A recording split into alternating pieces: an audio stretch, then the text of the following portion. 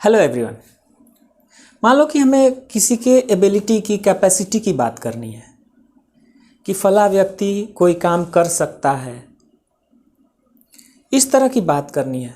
तो हम क्या करते हैं कि हम इंग्लिश में सेंटेंस फ्रेमिंग करते समय कैन का प्रयोग कर देते हैं। कब? जब हमें किसी भी व्यक्ति के या वस्तु के कैपेसिटी एबिलिटी की बात प्रेजेंट टाइम में करनी है, तब हम क्या करते हैं कि हम कैन का प्रयोग करके सेंटेंस फ्रेमिंग कर देते हैं अंग्रेजी में। जैसे he can lift this table. यहां क्या हो रहा है कि किसी के कैपेसिटी की, ही की कैपेसिटी की हम बात कर रहे हैं कि he can lift this table. तो ऐसे ही एबिलिटी की बात हो रही है, he can sing well. He can sing well, तो उसकी एबिलिटी है he can dance beautifully, nicely. तो इस तरीके से हम किसी के भी एबिलिटी कैपेसिटी की बात हम कर रहे हैं प्रेजेंट टाइम में, तो हम कैन का प्रयोग कर देते हैं। लेकिन मान लो हमें किसी के कैपेसिटी एबिलिटी या किसी तरह की पॉसिबिलिटी की बात हमें पास्ट टाइम में करनी है, तो क्या करेंगे? तो बच्चों हम करते क्या हैं कि यहाँ पर हम कैन की जगह पे कुड का प्रयोग कर देते हैं। क्या करेंगे? हम यहाँ पर कैन की जगह पे कुड का प्रयोग कर देंगे। किस लिए? जब भी हमें किसी भी व्यक्ति या वस्तु के कैपेसिटी एबिलिटी पॉसिबिलिटी इस तरह की बातें अगर हमें पास्ट टाइम में करनी है, तो हम क्या करेंगे? कुड का प्रयोग कर देंगे। जैसे ये सेंटेंस देखो, he could sing well at the age of 5। तो ये क्या कर रहा है? ही के पास्ट एबिलिटी की बात कर रहा है। क्या बात कर रहा है? ही के पास्ट एबिलिटी की बात कर रहा है।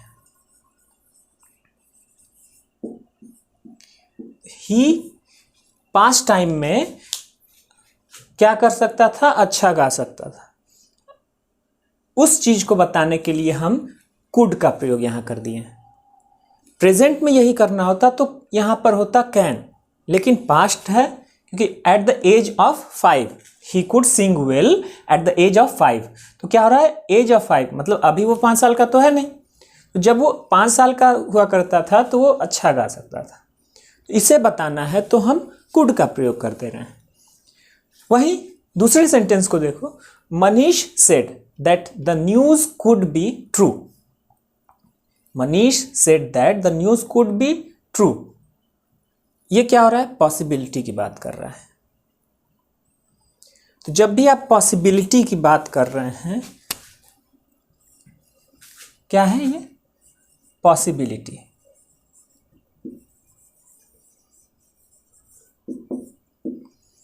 तब हम यहां पर कुड का प्रयोग कर दिए। यहीं पर देखेंगे कि ये तो हो गया पास्ट में, कि पास्ट में किसी के एबिलिटी कैपेसिटी की हम बात कर रहे हैं तो हम कुड का प्रयोग कर रहे हैं। या जैसे ये सेंटेंस को देखिए, ध्यान से देखिए, समझिए। ये सेंटेंस आपके इनडायरेक्ट स्पीच में है। तो जब भी कैन का सेंटेंस इनडायरेक्ट स्पीच में होता है और वहां पर कैन का प्रयोग करना है, सकता है, सकती है कि सेंस में कुछ बात कर रहे होते हैं, तो कैन की जगह पर कुड का प्रयोग कर देते हैं। इनडायरेक्ट स्पीच में कैन ना यूज करके हम कुड का प्रयोग कर देते हैं। ये सेंटेंस क्या है? इनडायरेक्ट स्पीच में है और ये पॉसिबिलिटी की बात कर रहा है, तो यहां क्या हो गया? कुड का प्रयोग हो गया। यही अगर ये डायरेक्ट स्पीच में होता, जैसे मनीष सेड, दैट की जगह कॉमा होता और डबल इन्वर्टेड कॉमा में रहता the news can be true. यहां क्या होता? कैन हो जाता, क्योंकि सेंटेंस उस वक्त डायरेक्ट स्पीच में होता। सेंटेंस को इनडायरेक्ट में लिखा तो कैन का कुड हो रहा है। मतलब हम जब भी इनडायरेक्ट स्पीच में सेंटेंस की फ्रेमिंग कर रहे हैं तो कैन का यूज ना करके वहां पर कैन की जगह कुड का प्रयोग करेंगे। तो जैसे ये सेंटेंस पॉसिबिलिटी की बात कर रहा है तो कुड का प्रयोग हम पॉसिबिलिटी के लिए भी करते हैं। इसके अलावा जरूरी नहीं है कि कैन का कुड का प्रयोग हम हमेशा पास्ट टाइम के लिए ही करें। जैसे ये तीसरा सेंटेंस देखिए, could I have a glass of water. यहां क्या हो रहा है? एक तरह का रिक्वेस्ट है, क्योंकि एक गिलास पानी मांगा जा रहा है यहां पर। तो जब भी हमें किसी से पोलाइट रिक्वेस्ट करना है, क्या कर रहे हैं इस सेंटेंस में, यहां पर हम एक पोलाइट रिक्वेस्ट कर रहे हैं। तो जब भी हम पोलाइट रिक्वेस्ट कर रहे होते हैं तो हम क्या करते हैं, हम कुड का प्रयोग करते हैं, ना कि कैन का। ध्यान देना है कि अगर हम किसी से रिक्वेस्ट कर रहे हैं, कैन का यूज कर रहे हैं, तो वो पोलाइट रिक्वेस्ट नहीं होगा, वो एक फ्रेंडली रिक्वेस्ट होगा, इनफॉर्मल रिक्वेस्ट होगा। तो जब भी हमें कभी पोलाइट रिक्वेस्ट करना है या फॉर्मल रिक्वेस्ट करना है, तो उस कंडीशन में हम क्या करते हैं, कुड का प्रयोग करते हैं, ना कि कैन का। इसके अलावा जब भी सपोज कि पास्ट टाइम में कुड का यूज, ये तो हो गया सिंपली कुड का यूज हमने इन 3 सेंटेंसेस में बताया। अगर यही एक सेंटेंस और मैं लिख देता हूं, जैसे यहां आपने सेंटेंस देखा, I could have played much better.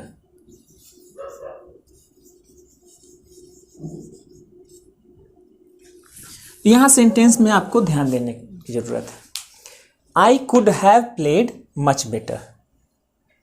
इस सेंटेंस में आप क्या देखेंगे कि आई कह रहा है कि और बेहतर खेल सकता था, आई और बेहतर खेल सकता था। इसका मतलब क्या कि जो काम नहीं हुआ उसके बारे में पास्ट टाइम में संभावना के लिए भी हम एक तरह की संभावना व्यक्त कर रहे हैं कि मैं इससे बेहतर कर सकता था लेकिन किया नहीं, डिड नॉट।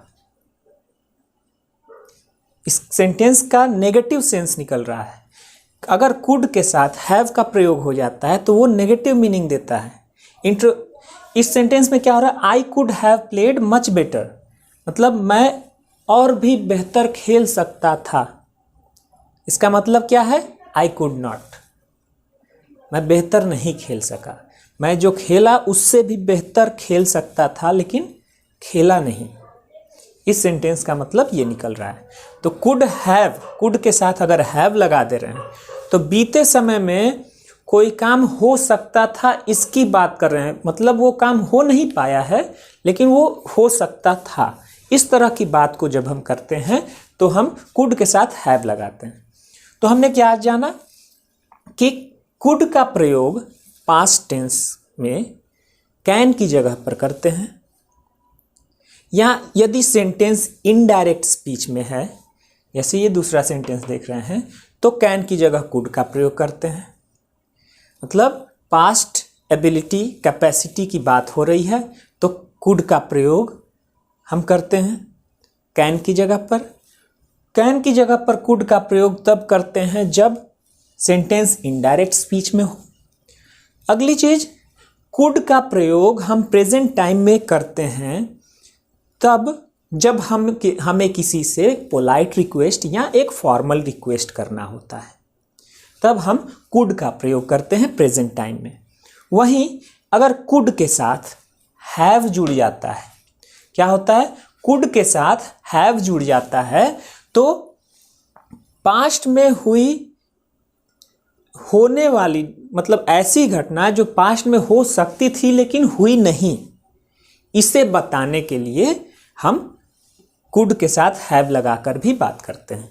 जैसे ये सेंटेंस कह रहा है, I could have played much better. क्या हुआ, मैं और भी बेहतर खेल सकता था। तो ये सेंस क्या दे रहा है सेंटेंस, कि खेल सकता था बट खेला नहीं। तो इस तरीके के सेंटेंसेस में हम कुड का प्रयोग करते हैं। तो बच्चों आज के लिए इतना ही। अगली वीडियो में हम बात करेंगे use of May and might. तब तक के लिए जय हिंद।